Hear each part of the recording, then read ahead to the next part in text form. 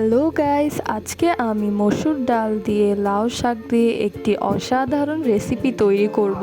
আর এটি খুবই সুন্দর মজাদার একটি বাঙালিয়ানা রেসিপি। আর এই রেসিপিটি আপনি গরম গরম ভাতের সাথে মজা করে খেতে পারবেন।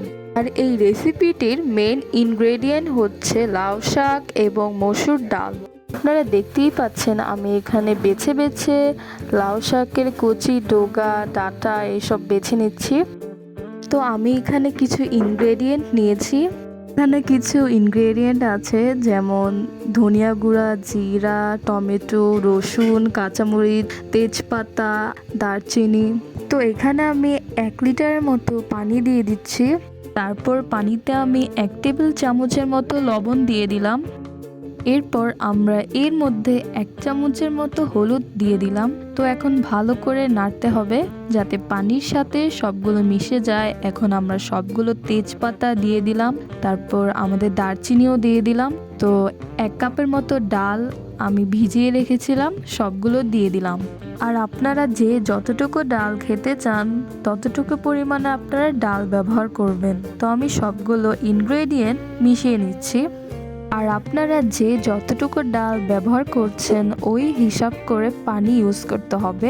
অল্প ডালে বেশি পানি দিলে চলবে না। তো আমি এখানে 10 মিনিটের জন্য ঢেকে রেখে দিলাম।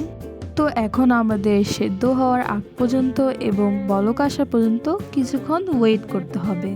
তো গাইস দেখেন, আমাদের যে বলক আসার কথা সেটা কিন্তু চলে এসেছে, কিন্তু আমাদের ডালটা এখনো পুরোপুরি সিদ্ধ হয়নি। যেহেতু সিদ্ধ হয়নি তাই আমি আবারও ঢেকে রেখে দিলাম। আমাদের আরও কিছুক্ষণ অপেক্ষা করতে হবে, ডালগুলো হাফ সিদ্ধ হওয়া পর্যন্ত ওয়েট করতে হবে। তো দেখেন আমাদের ডালগুলো কিভাবে টকবক করে ফুটছে। তো এখানে আমি আমাদের কেটে রাখা কাঁচামরিচগুলো দিয়ে দিচ্ছি, মাঝখান দিয়ে কেটে রেখেছিলাম। তো আমাদের ডালগুলো হাফ সেদ্ধ হওয়ার পরে কিন্তু আমাদের কচি লাউয়ের যে ডগাগুলো ডাঁটাগুলো সবগুলো দিয়ে দিতে হবে। তো আমি কিছু অল্প পরিমাণে লাউ শাকগুলো দিয়ে দিলাম। আর আমি লাউ শাকের ডাঁটা সহ ব্যবহার করেছি। তো আমি এখন আমাদের ডালের সাথে সবগুলো লাউ শাক মিশিয়ে নিব একদম ভালোভাবে। তো আমি কুচি করা টমেটোগুলো দিয়ে দিলাম। সবগুলো ইনগ্রেডিয়েন্ট ভালো করে মাখাতে হবে। তো এখন সবগুলো উপকরণ ভালোভাবে পাকাতে হবে। আর আমাদের কিন্তু এইরকম একদম পানি পানি রাখলে চলবে না, একদম পানিগুলো কমিয়ে আনতে হবে। আপনারাও ট্রাই করবেন যাতে সবগুলো পানি এবং আমাদের ডাল বা ইনগ্রিডিয়েন্টগুলো ব্যালেন্সে থাকে, তা না হলে কিন্তু খেতে একদম বাজে লাগবে।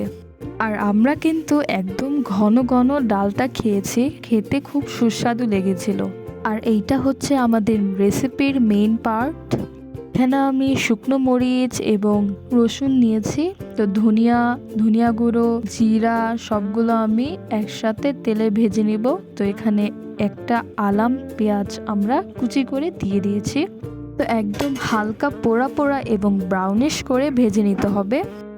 আর এইদিকে দেখেন আমাদের ডালগুলো প্রায় সিদ্ধ হয়ে গেছে। আর অন্যদিকে আমাদের পেঁয়াজের যে কালারটা আমি চেয়েছিলাম সেটাও চলে এসেছে। তো আমি সবগুলো এখন আমাদের ডালের মধ্যে দিয়ে দিব একদম তেল সহ। এখন আমি সবগুলো ভালো করে মিশিয়ে নিব।